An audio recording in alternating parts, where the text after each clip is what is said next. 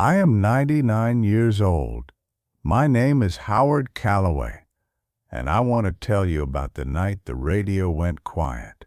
We were waiting for orders. The orders never came, and by morning nothing was the same. I was born in Savannah, Georgia, on March 7th, 1927. My father was a school teacher. My mother played piano at the First Baptist Church on Sunday mornings for 31 years. My father used to say that the most powerful thing a man could do was listen. Really listen. Not wait for his turn to speak. Actually hear what was being said. That turned out to be useful in ways he never anticipated. My father was 14 years old when Pearl Harbor was attacked. I remember my father turning off the radio after the news and sitting in silence for a long time. Then he looked at me. "Howard," he said, "the world just changed. I enlisted in the U.S. Army on March 8th, 1945. One day after my 18th birthday. My mother sat at the piano that evening and played hymns for 2 hours without stopping. They discovered quickly that I had a natural aptitude for radio operation. My hands were steady. My ear was good. My instructor at signal school said I was the best natural operator he had trained in 4 years. By the summer of 1945, I was in Italy with the 88th Infantry Division. The war in Europe was in its final weeks, but in the mountains of northern Italy, the Germans were still fighting. The Italian campaign in its final months was a different kind of war.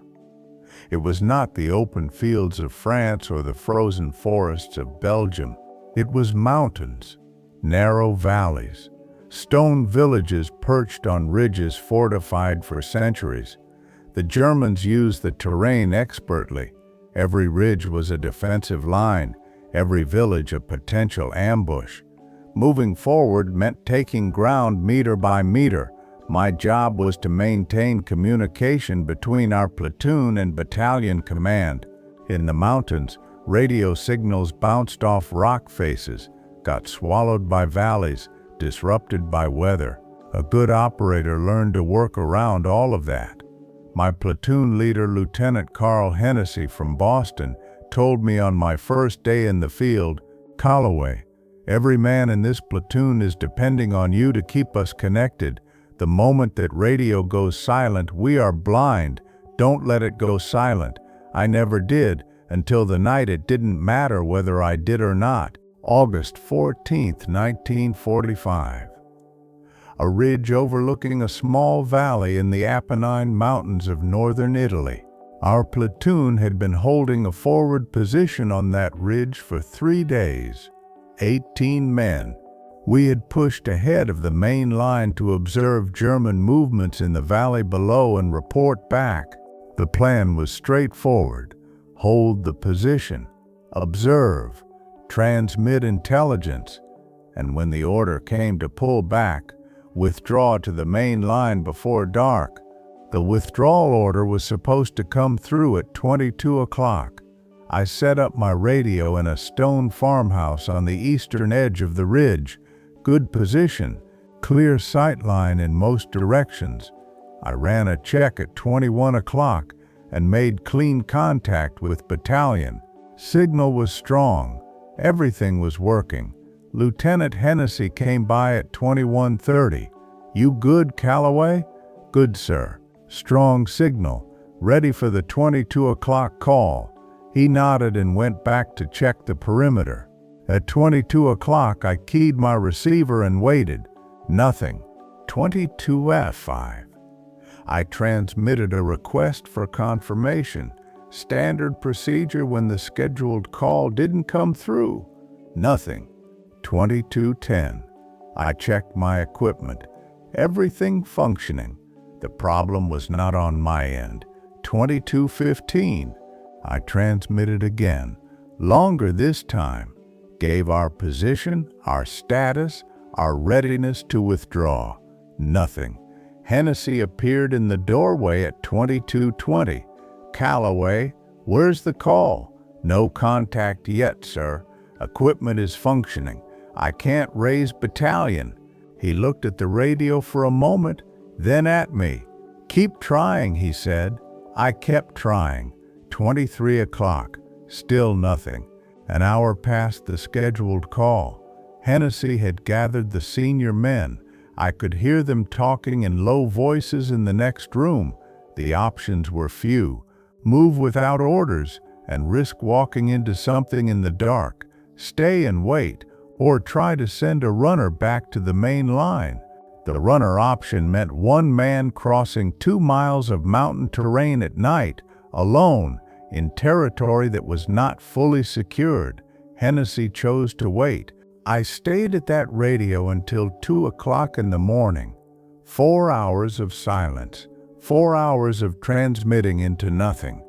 4 hours of checking connections, adjusting frequencies, trying every protocol I had been taught and some I invented on the spot. Nothing came back. At 2:15, Hennessy made the decision to move. We would withdraw on our own, using the route we had come in on, moving carefully and hoping the German positions in the valley had not shifted since our last observation. We moved out at 2:30. The first 2 miles went without incident. The mountain was cold and dark and silent. We moved in single file, 10 yards between each man. At 3:15, the lead element of our column walked into a German patrol that had moved into position sometime after dark.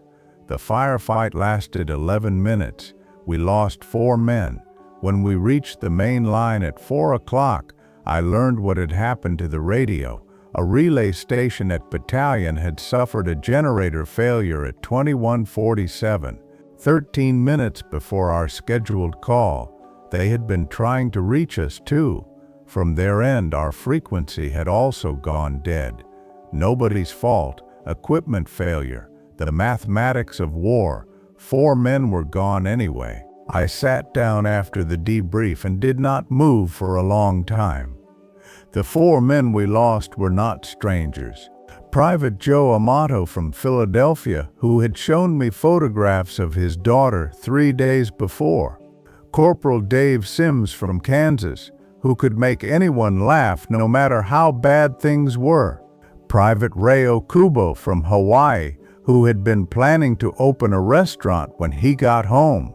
And Private First Class Tommy Walsh from New York, 19 years old, who had never stopped talking about a girl named Catherine. They had been waiting for a radio call. It never came, and I had been the man at the radio. Hennessy came and sat beside me. "Calloway," he said, "you did everything right." I looked at him. "The equipment failed," he said.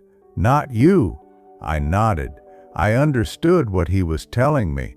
It took me many years to believe it. I came home to Savannah in the fall of 1945. I was 18 years old. My father met me at the door. He looked at my face the way he always looked at things he was trying to understand, carefully, without rushing to a conclusion. He put his hand on my shoulder and said, "Come inside, Howard." That was all. My mother played piano that evening, the same hymn she had played the night I left. I sat in the chair by the window and listened. It was the first time since August that I had felt anything close to peace. I told my father about that night 2 weeks after I came home. He listened to the whole account without interrupting. When I finished, he was quiet for a long time. "Did you do everything you knew how to do?" he asked. "Yes," I said. He nodded. "Then you carry the grief," he said, "but not the guilt. Those are 2 different things, Howard. Don't let anyone tell you they're the same. I have held on to that distinction for 80 years. I married a woman named Diane in 1952. We had 48 years together before she passed. 2 sons, 6 grandchildren, 9 great-grandchildren. I worked for the U.S. Postal Service for 31 years. Communications in a different form. I always found that fitting. I thought about Joe Amato and Dave Sims and Ray Okubo and Tommy Walsh every year. On August 14th, every year without exception, I sat quietly for a while and thought about them. I still do. I don't know what would have happened if the call had come through at 22 o'clock. Maybe we would have avoided that patrol. Maybe the outcome would have been the same. I will never know. What I know is that 4 men lived full lives in my mind long after they stopped living them in the world. Joe's daughter grew up without him. Dave never made anyone laugh again. Ray never opened his restaurant. Tommy never found out if Catherine waited. Those are the things I carry. I am 99 years old. I have thought a great deal about silence over the course of my life. The silence of that radio on the night of August 14th. The silence of the mountain at 2:30 when we moved out. The silence after the firefight when we counted who was missing. And the silence my father taught me to value. The kind that means you are actually listening. There is a difference between the silence that takes things from you and the silence that allows you to receive them. My father was right. Grief and guilt are not the same thing. I grieved for those 4 men. I grieve for them still. But I did not carry guilt for what a generator failure did on an Italian mountainside in 1945. That distinction kept me whole. It is the most important thing I know.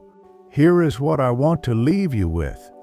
There are things that will happen in your life that are not your fault. Equipment fails. Signals go silent.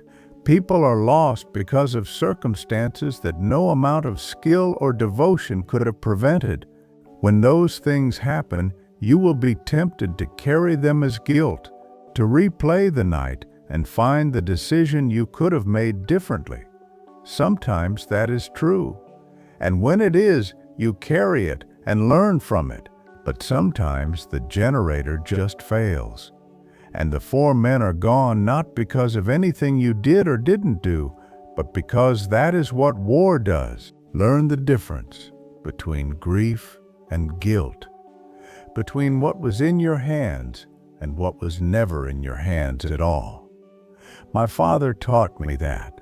A radio that went silent on an Italian mountainside confirmed it. If this story meant something to you, share it with someone who is carrying something that was never theirs to carry. Tell them what my father told me. The grief is real. Hold it, but let the guilt go.